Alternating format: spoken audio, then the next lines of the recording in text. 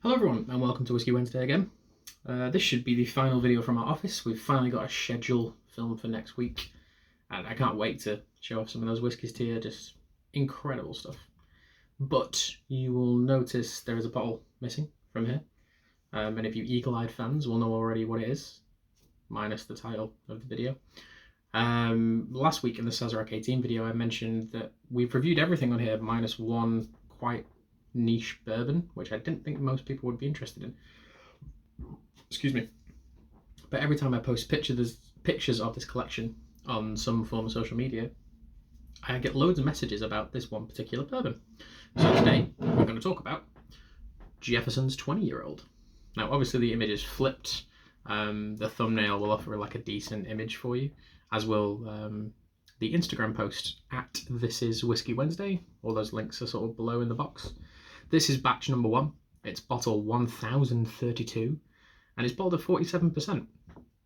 Now we haven't reviewed a Jefferson's product in a long time. The last one we reviewed, I believe, was the Broth Reserve, which was a red wine cask finished bourbon, which I picked up at auction about 5 years ago. Drank it all, thoroughly enjoyed it. This is obviously significantly older. I bought this off Master of Malt going on 3 years ago, maybe 4, can't really remember. Obviously a sizable chunk of it has been enjoyed. Most of it's actually just been shared with like fellow bourbon fans, because it's not something you see a lot of. As with the original Jefferson's video, if you want to go back and watch that, please do. It was filmed at an old flat of mine. The sound isn't very good, but it's quite a fun video. I think it was one of the first ones I ever did. With Jefferson's, it was started by the Zoller brothers. They're a non-distilling producer. That may have changed in the last couple of years. But since my last sort of revision of that distillery and those people, it was an NDP, as it's known. But this is a 20-year-old bourbon, and there are only so many distilleries in Kentucky that have stock that is that old. So you can really take a bit of a flying guess as to who this has come from and where it's come from. It's kind of open to interpretation. I don't think you'll ever really find out. And it's not really that important because they've obviously, it's not a single barrel product. It's not, I don't believe it says small batch on it anywhere. It just says limited offering. And this is the 1000th bottle. So it's obviously a sizable batch. But yeah, it doesn't really matter where it's come from. It's all about what it tastes and smells like. So here it is here. It has a colour of like really old cognac or really old heavily sherried whiskey. Almost like Macallan 25 colour. It's been in the glass for about 10 minutes. Let's smell it, let's see what's going on with it.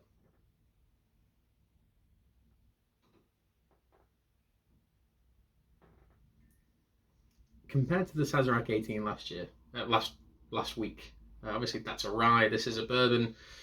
Most people would think there's not a difference between them, but there is significantly in terms of taste and smell. This is so much more light. That baked vanilla and custard thing is very apparent straight away. And it's backed up by a note I got from the older Jefferson's video, which was like cough sweets or like lozenges. They always have that kind of blackberry minty thing. And there's an element of that buried deep within this, but it's below vanilla and cheesecake and quite rich. Exuberant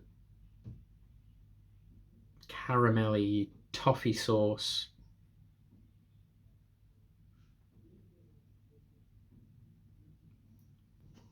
It's what you want an old bourbon to smell like, really. Just really laid back, really chilled out. There's no bright fruit notes in it. There's no big hit of like apple or pear. So that would sort of rule out Buffalo Trace for me if you were trying to figure out who it came from.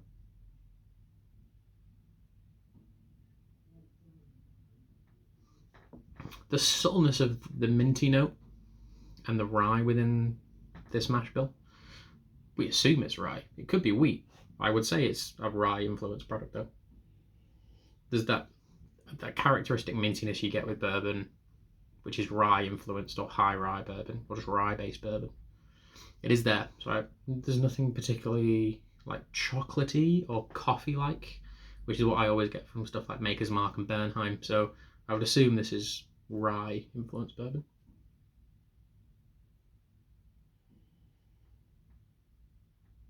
And to back up all the richness, it's just like lathered in butterscotch. It's Werther's Originals, it's very decadent, it's very luxurious and comfortable. You feel like you could just kind of lean back and take a bath in this stuff.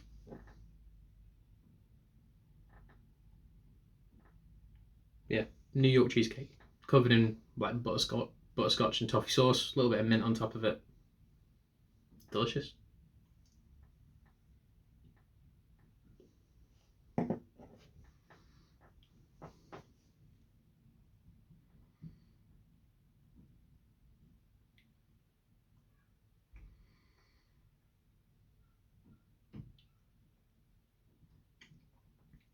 Okay, ignore what I said about the fruit notes.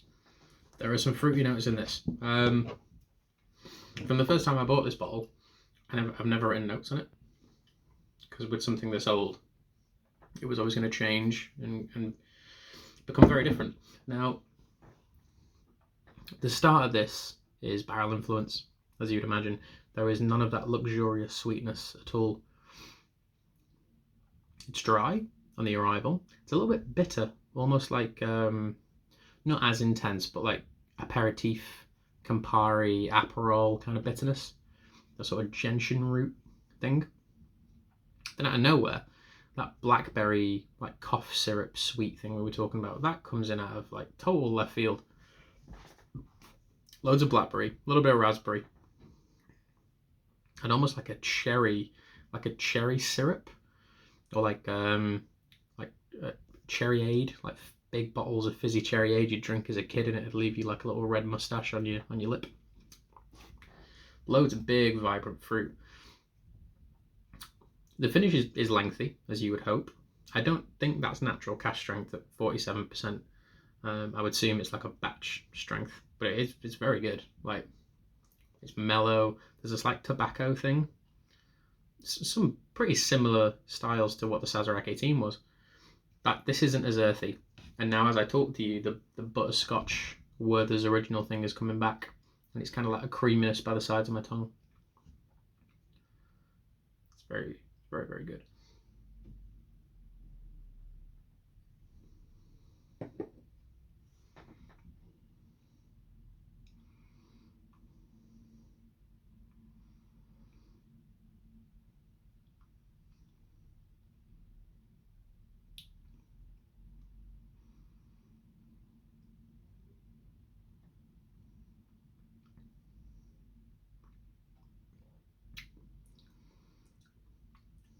There is some I don't know what it is about old Kentucky whiskey. Much like the Saz 18, that there is an element of cooking spices. I've been tasting turmeric in loads of stuff right now. I'm doing like some little sample reviews for a good friend of mine's website, and turmeric just seems to be a flavour that I'm picking up on. So there's a little bit of it in this. There's almost like a sweet paprika note too.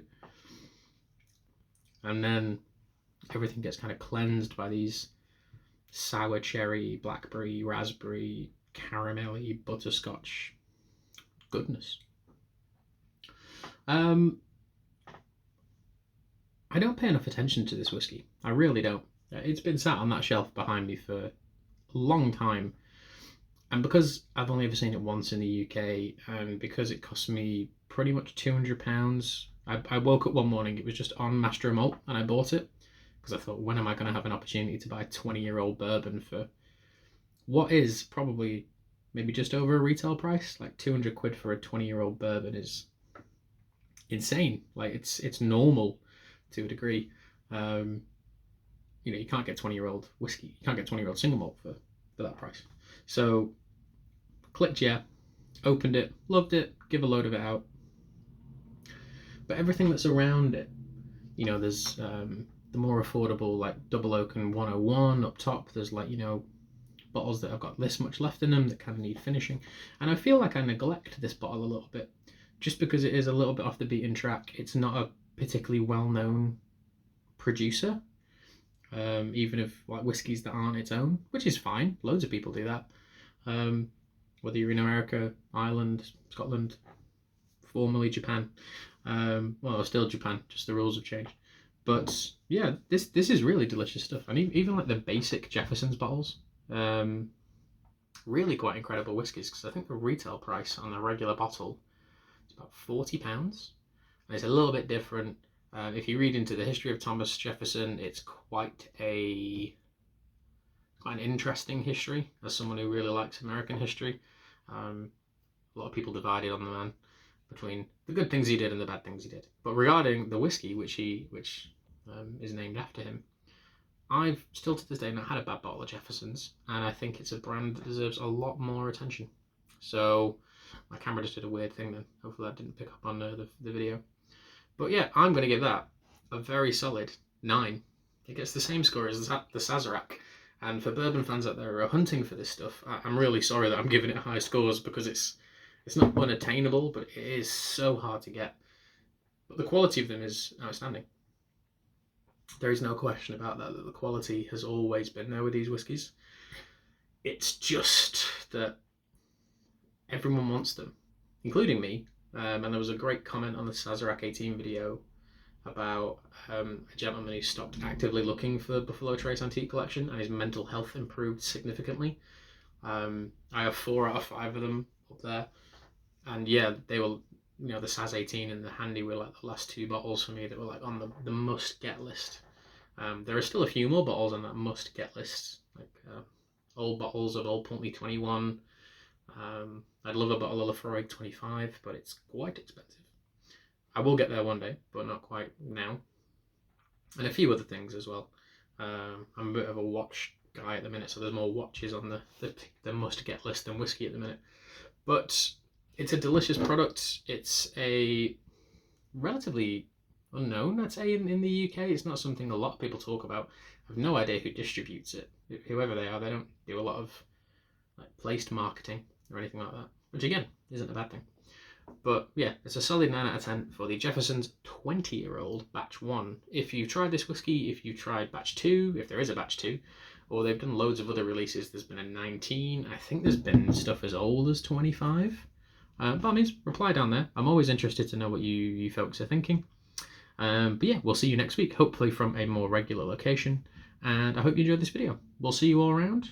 I'm Phil. This is my office thing, and I'll see you all next week. Cheers.